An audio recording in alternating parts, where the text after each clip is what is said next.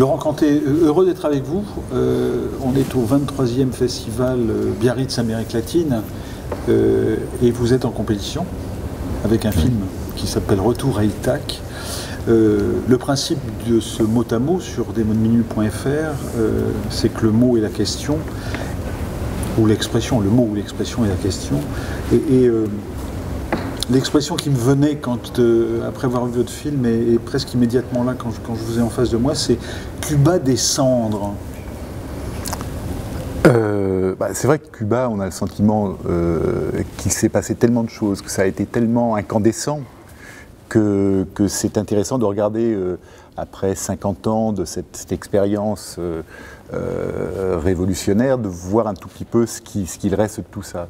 Surtout que c'est vrai que moi j'ai quand même le sentiment que là on est en train de vivre les derniers moments de cette expérience-là. C'est-à-dire que tous les Cubains en sont persuadés aussi, les choses évoluent, les choses bougent et il y a même un certain vertige de la part des Cubains à se demander ce qui va se passer aujourd'hui, demain, quoi. Enfin, même aujourd'hui. Et même aujourd'hui, par ailleurs, oui. Aujourd'hui.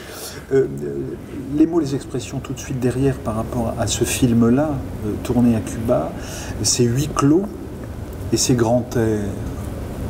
Oui, c'est l'idée de ce huis clos à ciel ouvert me plaisait bien parce que d'abord, je redoutais qu'en tant qu'étranger, l'image que je pourrais donner de la Havane si j'allais y filmer dans les rues soit finalement un peu touristique.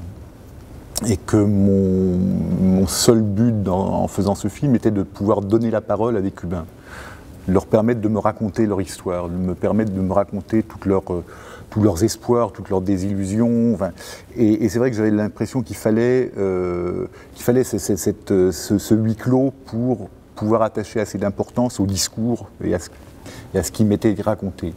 Puis après, il y avait aussi l'envie que malgré tout, la ville s'invite dans le film. Et j'ai trouvé un décor qui n'a pas été facile à trouver d'ailleurs. D'un côté, la mer comme ici, presque comme ici, un peu plus bruyante parce qu'il y a quand même le Malecón, la grande avenue très passante de la Havane, et puis de l'autre côté, une mer de toits terrasses sur lequel la ville se prolonge. On y tue des cochons, on y élève des poules, on y vit, on y joue. Le mot qui va avec ces 5 amis, hommes et femmes qui se retrouvent sur cette terrasse au grand air, il pourrait y en avoir deux en fait, j'hésite entre les deux, c'est désillusion et nostalgie. Moi j'aime bien l'idée que les deux soient là, c'est-à-dire que je pense qu'il y a effectivement de la nostalgie, mais en même temps la nostalgie c'est quelque chose dont je me méfie, c'est-à-dire que je suis malheureusement très nostalgique de nature et je sais combien ça peut être d'abord dur à vivre et puis un peu sclérosant, donc dans tout ce que je filme, je pense qu'il y a un peu de nostalgie et en même temps j'ai plutôt le sentiment que là j'avais envie de montrer comment toutes ces désillusions effectivement que ces gens ont vécues débouchaient malgré tout sur une possibilité d'autre chose.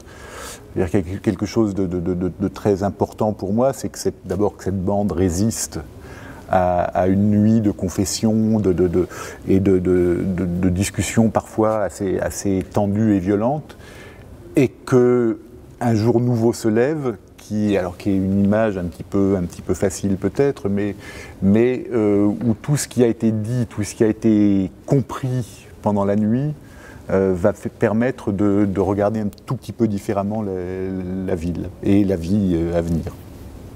Le mot qui vient, parce que vous me le suggérez, c'est l'idée de la soixantaine. Est-ce que la soixantaine a à voir avec cette possibilité qui vient, ou qui arriverait après ?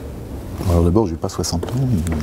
Non, mais par rapport à ceux qui sont mais sur votre balcon, effectivement, sur votre terrasse. Ceux qui sont sur la terrasse ont à peu près 60 ans. C'est ces gens qui sont nés à peu près avec la Révolution. Je pense, oui, qu'ils sont arrivés à un point où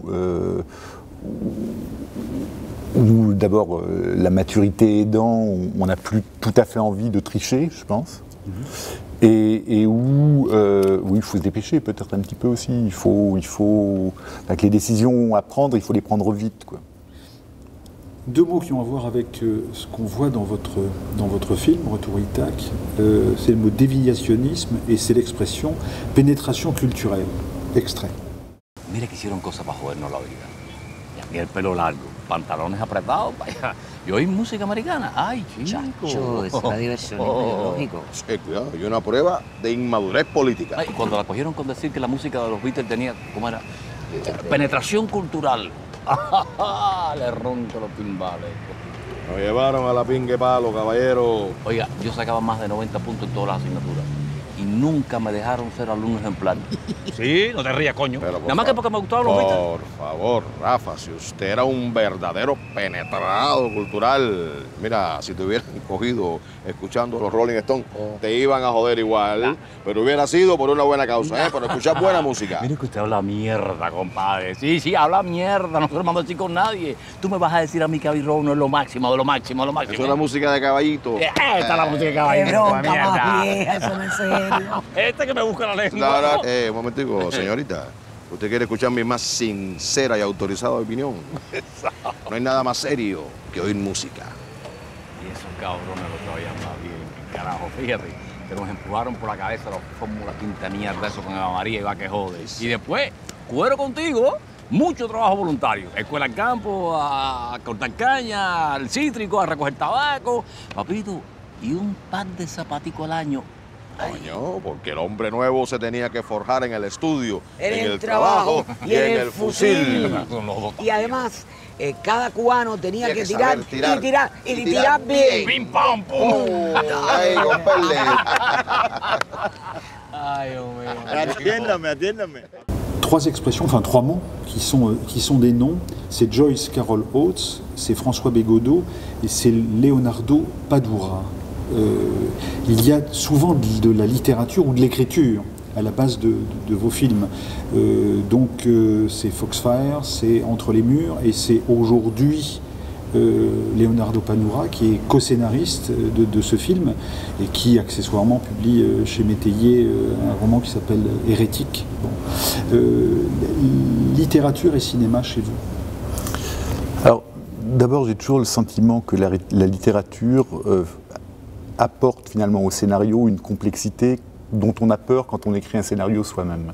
C'est-à-dire que je pense que la complexité d'un roman, des relations entre les personnages, et puis le côté foisonnant qu'un roman peut avoir, est très difficile à développer au cinéma. Et du coup, d'abord, moi je trouve qu'on est amené à ellipser un certain nombre de choses, mais que malgré tout, c'est là. Et que ça m'évite, en tous les cas, d'être finalement dans une espèce d'efficacité du récit, dont je me méfie toujours un peu. C'est-à-dire que j'ai toujours un peu peur qu'une scène ne dise qu'une chose et que cette chose-là, finalement, ne soit pas si passionnante que ça quand elle est extraite de tout le contexte. Là, quand on est face à un roman de 800 pages ou de 500 pages, comme c'était le cas avec Joyce Carol Oates, forcément, là, on est obligé, les choses se télescopent beaucoup plus que si, je pense, je l'avais écrit moi-même, où finalement, j'aurais eu un discours peut-être beaucoup plus linéaire et beaucoup plus simple aussi, sûrement, mais moins riche. Rapport de classe. Alors, pour le ramener à Cuba, je pense que c'est une des choses qui, moi, m'impressionne beaucoup à Cuba. C'est-à-dire qu'évidemment, il y a plein de choses que je ne cautionne pas du tout dans la politique cubaine. Il y a une histoire très lourde que je ne suis pas du tout dupe de tout ça. Par contre, il y a une chose qui me touche toujours à Cuba, c'est une relative absence de rapport de classe. Moi j'ai voyagé à Cuba, j'avais loué une voiture, on prend systématiquement des stoppeurs puisque ça fait partie des rares moyens de se déplacer. Covoiturage en Occident. Ça s'appelle covoiturage, effectivement. Et il m'est arrivé une fois de prendre ensemble quelqu'un qui était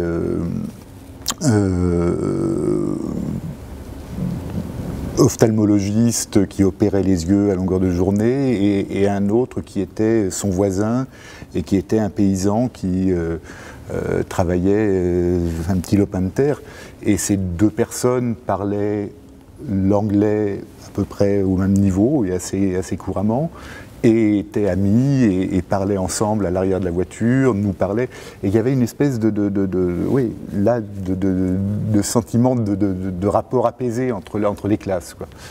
Je ne suis pas sûr que ça dure très longtemps, parce que j'ai l'impression que c'est déjà en train d'évoluer, dans la mesure où certains peuvent commencer à avoir des petits commerces, des petits business.